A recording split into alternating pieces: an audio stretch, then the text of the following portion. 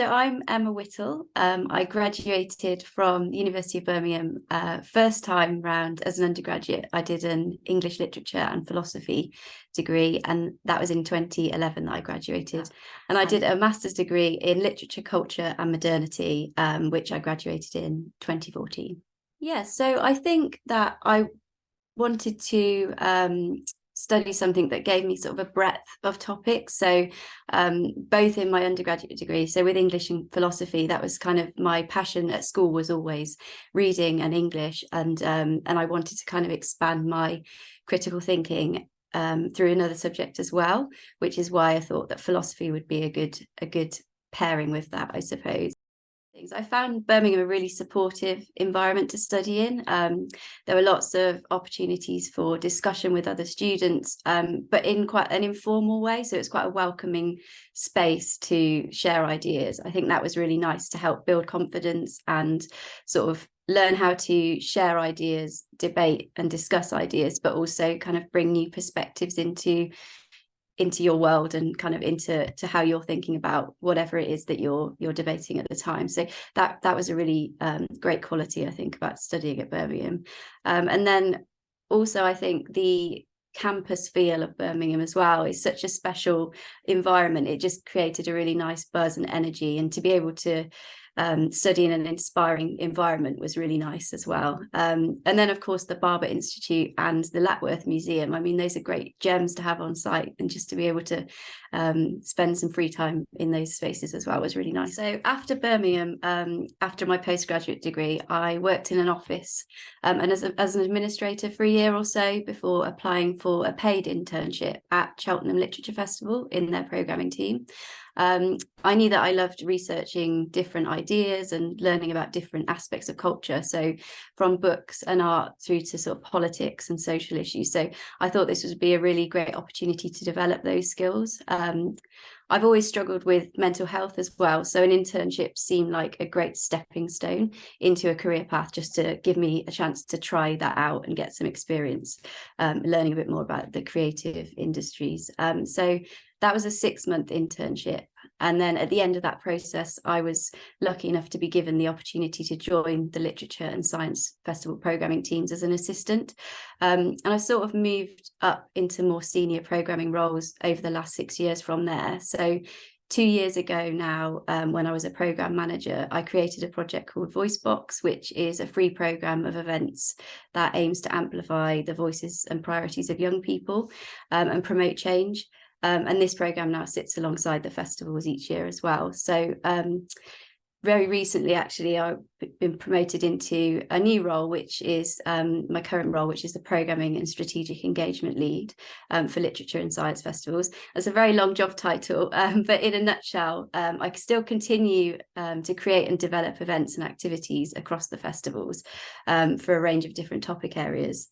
I run VoiceBox still, which I've mentioned, our programme for 18 to 30s. And I also now work on strategies that aim to sort of unpick how we can engage more people with arts and culture through these projects. So as well as that, I'm on the board of trustees for Seven Arts in Worcester.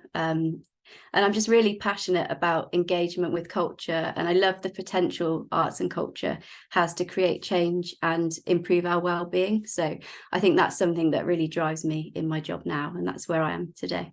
Yeah, so I think there are lots of skills that I've sort of honed, I suppose, at university, and then I've taken on in my career so far. So I mentioned reading and study groups, so sort of debating a text or talking about a particular theme or topic in a book that we've been studying as part of the English literature course.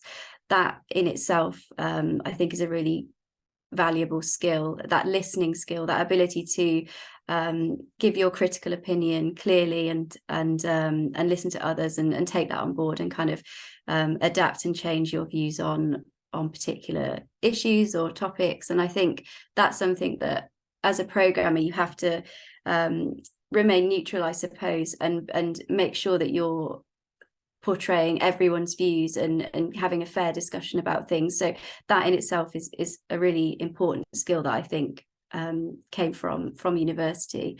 Learning to speak confidently and clearly, or to have conviction in your ideas and your opinions. I think that's something that if you struggle with confidence, I think it can only help being in that supportive academic environment as well. So that really helped prepare me, I suppose, for my job roles. And then I think it can be quite overwhelming and daunting when you first start studying, when you get that huge reading list to get through, particularly for English and philosophy as well. There's lots of reading material to get through. Now, although the course is set up to make that as easy as possible, you still have to become really good at managing deadlines and tasks and timelines and all of that sort of thing. So I think that, again, that kind of lays the foundation for being a really well organized person who can manage complex workloads. So with my job now, I'm often working on multiple projects, and that's something that certainly I learned as a skill at the university.